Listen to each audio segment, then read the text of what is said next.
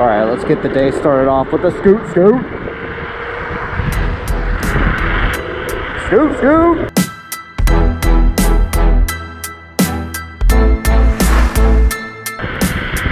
What's up, scooter people? This is Taylor back out in scooter land, and if you know me, I'm always looking for any excuse for a ride. Starting the ride off today with a fresh scoot. Need to ride into Pasadena. It's a good day for a good ride. Like and subscribe, and let's get on our way.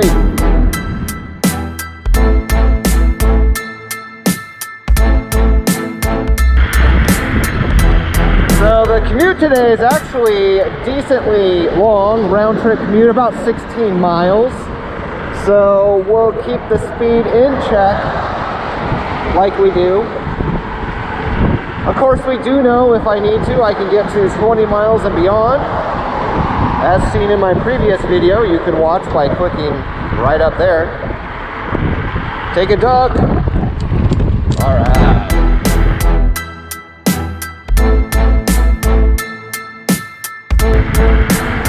Got a scoot to my left.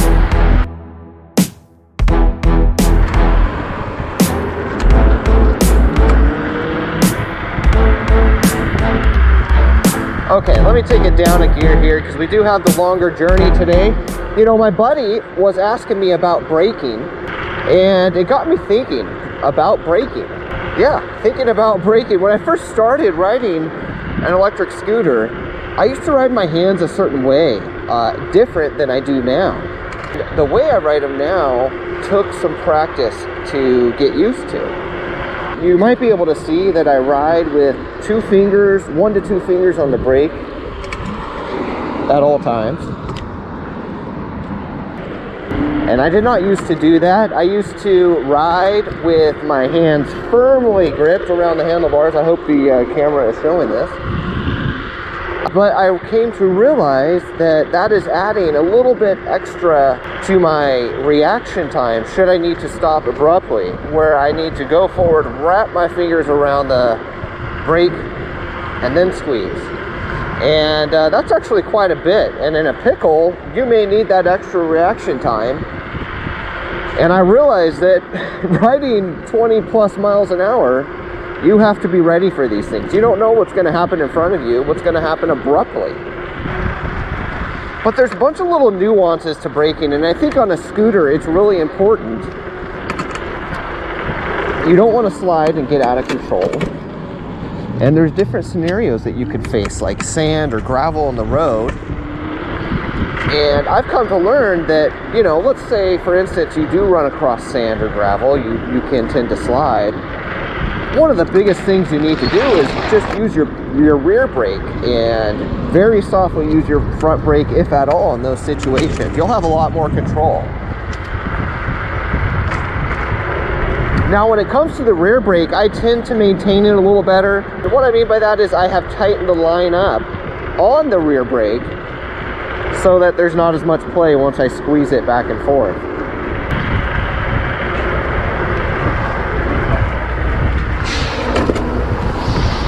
Oh, gee, mama. Alright, I thought I could get past that semi before he started moving, but the light turned green on me, and I was on the inside where he couldn't see me when he was starting to move. So luckily I got past him before he turned, but keep your wits about you, you know?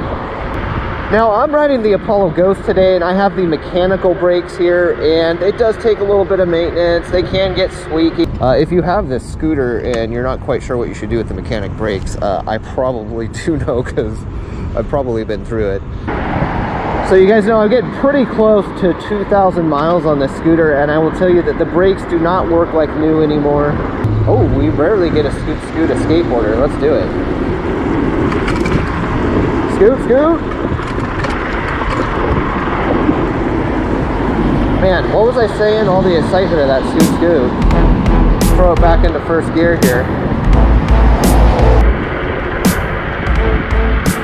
What the heck is going? Is that a house? That is what. Dude, that has got to be the narrowest house I have ever seen.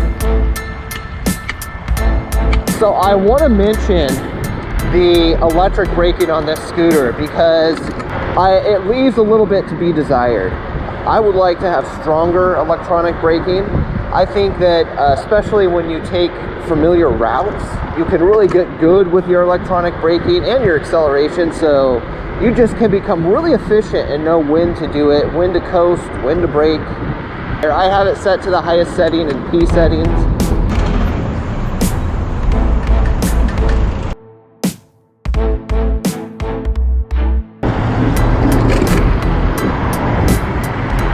Now the brake pads I buy, they're easy to get. I get them off of Amazon. They usually range about $8 for a pair. I'm usually pretty generous. Well, I've worn a couple down pretty far, but for the most part, I'm pretty generous about putting new ones on, probably every 500 miles or so.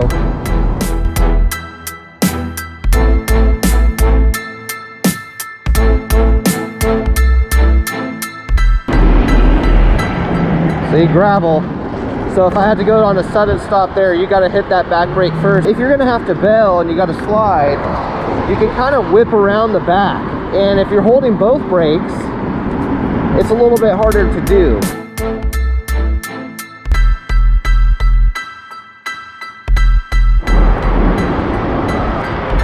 So ultimately, here's what I suggest, because everyone's going to be a little bit different when it comes to braking and their hand grip.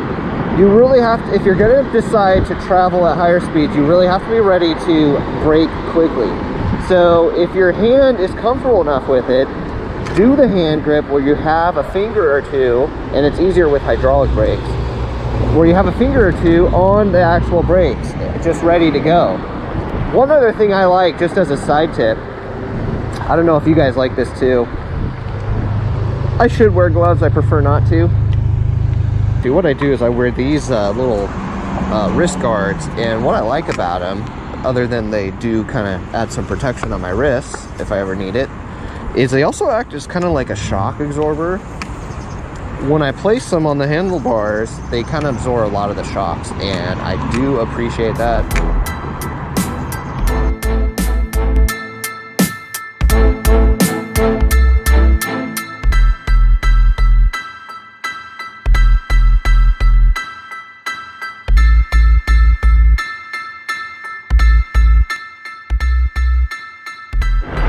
So in terms of maintenance that I have done with these brakes on this Apollo Ghost, the mechanical brakes, it's come down to two basic things. It's changing brake pads, and it is tightening the brake line.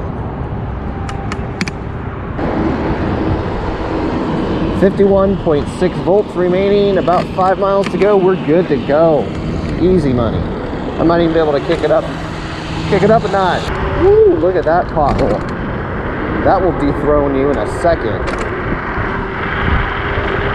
I mean, speaking of needing to brake, it's like all these cars next to the bike lane, if they decide to open their door, let me tell you, there's been numerous accidents that I've read about that have happened that way. You know, one thing that seems obvious to me about braking, but may not be obvious to some, is that depending on how forcefully you have to brake will depend on how much you need to lean down or lean back to offset the force going forward so you don't flip over the handlebars.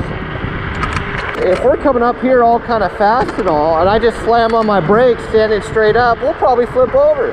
Lean back, go down.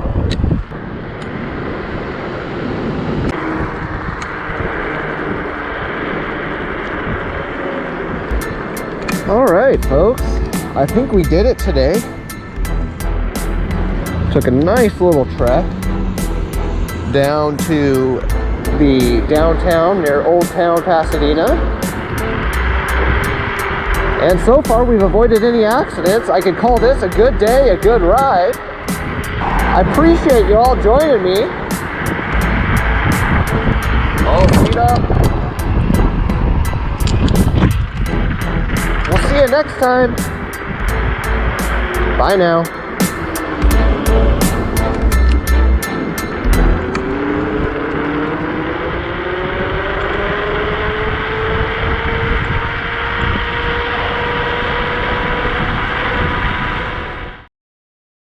Scoot, scoot.